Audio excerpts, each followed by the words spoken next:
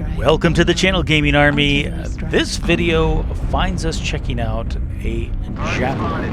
For those of you who've been around the channel for any length of time, you know how fond I am of the Javelin 11A. But today, I was sent some footage from one of my subscribers extolling the virtues of the Javelin 11F. So I was curious, what was it all about?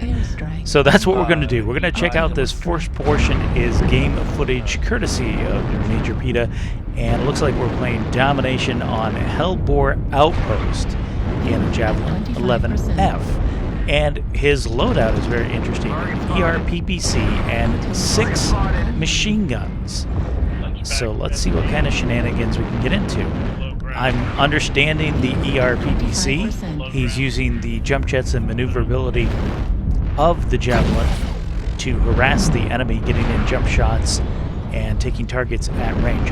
I kind of like that idea because a lot of times if you're all close-in weapons, the opening of the game you find yourself not doing a whole lot, kind of sitting on your hands, waiting for the battlefield to tighten up so that you can put your close-range weapons to work. So I kind of like the idea of the ERPPC or something to give you some ranged attacks for early on in the game. Now, obviously, taking down UAVs is important as well, so it's good to have, you know, kind of a mix of weapons here, and I like what he's doing. So he's being very mobile, he's shifting his position around the battlefield, he's going vertical when necessary, and using the ERPPC quite a bit and putting that to good use. And that's a good tactic, by the way, as well. If you can damage the enemy units at range, that means there should be a lot of open components for when they move in closer, and allow those machine guns to seek crits and tear off components where necessary. So this is actually a very interesting little mech that we have going on here. And you can see right there, he got in close and put the machine guns to work. Now he does back off, and he's looking for a different angle of approach on the enemy. And it looks like he's going to go vertical and do a kind of a flanking maneuver using those jump jets on the Javelin to make that giant leap. Now, unfortunately, it looks like multiple somebodies was looking the other direction as he pulled off that maneuver.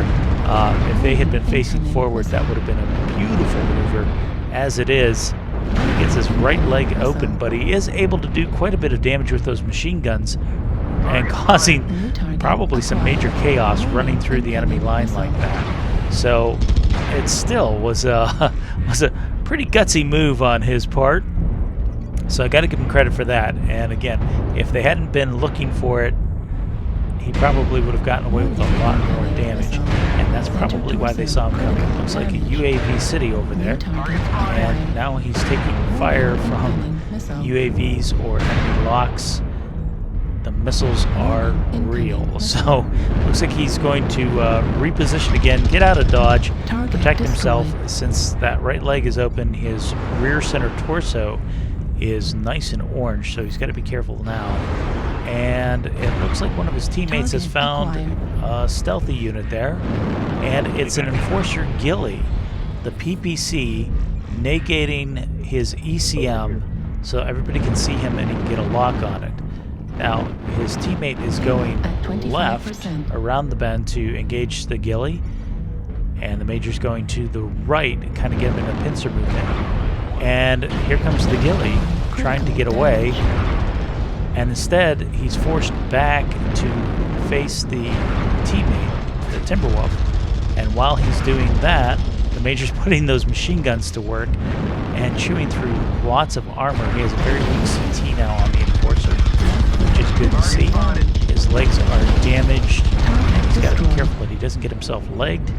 And he's able to pull out the kill on the Enforcer, taking a stealth unit off the board, or at least an ECM unit off the board, which is a good move. Of course, now his mech is heavily damaged, and yeah, it looks like he's playing a little more cautious now, being picky and choosy as to what, when, and where he's going to engage, and I don't blame him. The left leg is ready to pop, right leg is open, and he still has that rear CT to worry about. If an enemy sneezes on that rear CT, his mech is probably going to pop. So he's going to push in here to the center. There's some fire coming out of the center of these buildings here. Not sure what's around the corner, but it looks like he's fully engaging, and there's a flea who takes a nice back shot. He's running from the machine guns. He doesn't want any part of it, and he manages to drop down low, run away, and hide.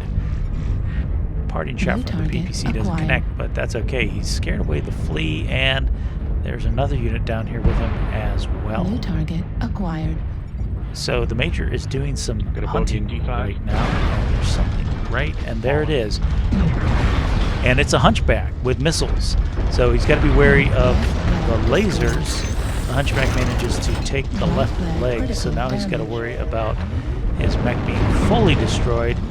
But in the meantime, he's putting all of his weapons to work on the hunchback, and he gets taken out by an enemy teammate. But he finishes it with 1 kill, 568 damage done, and 6 assists.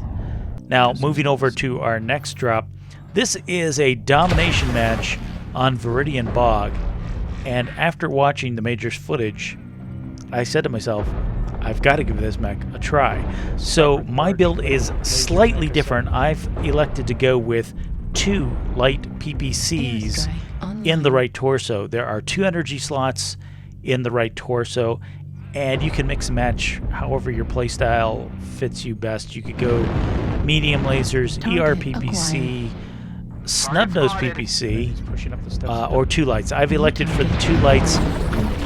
I'm giving up a little bit of range for 1 more point of damage, a little less heat, but I still wanted to keep some range ability for early game shenanigans, like shooting a stalker who's trying to snipe from across the board in Delta 7 on this map.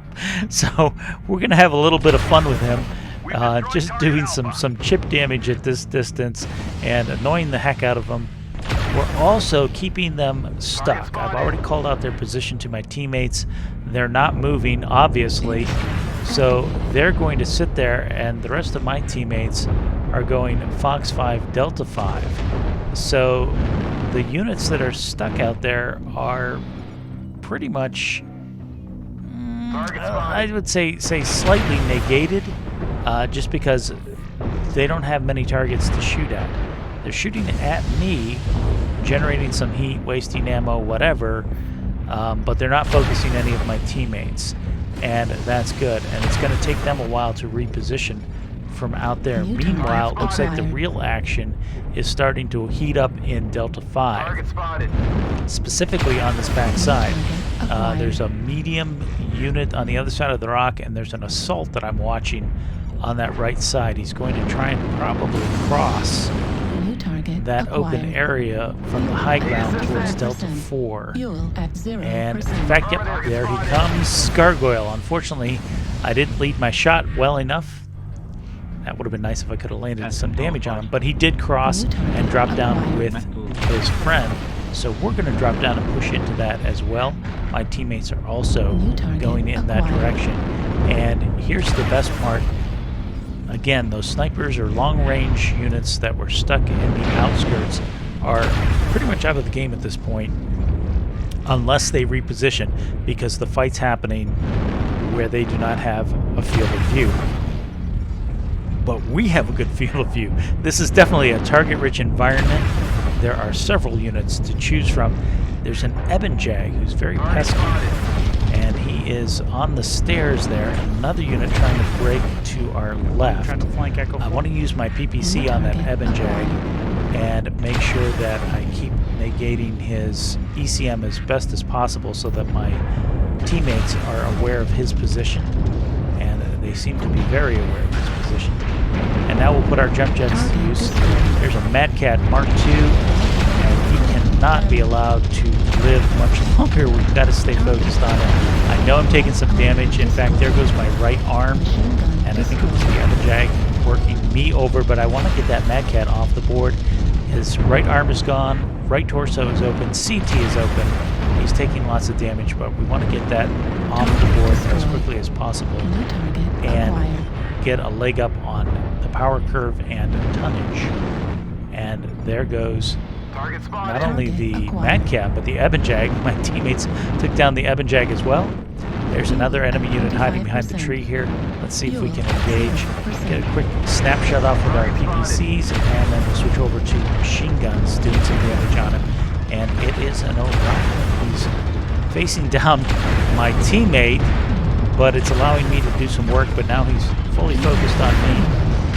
And that allows my teammate to come up behind him and take the kill. Good for him. Target spotted. So we have a king crab pushing the steps. We're going to go vertical using our jump jets.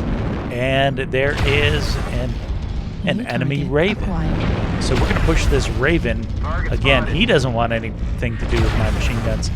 He's going down and around the steps right into the waiting arms of the king crab, who manages to just obliterate that poor little raven. Awesome. Good teamwork. So I'm going to stick with my battle buddy now, the king crab, because we seem to be working well together, and we have found another enemy unit up on top. I'm not sure what this marauder is doing. He's not paying attention to the fact that he is being overwhelmed to his right. He just keeps going forwards and backwards, but that's okay. We'll focus him down and take the kill on that as well.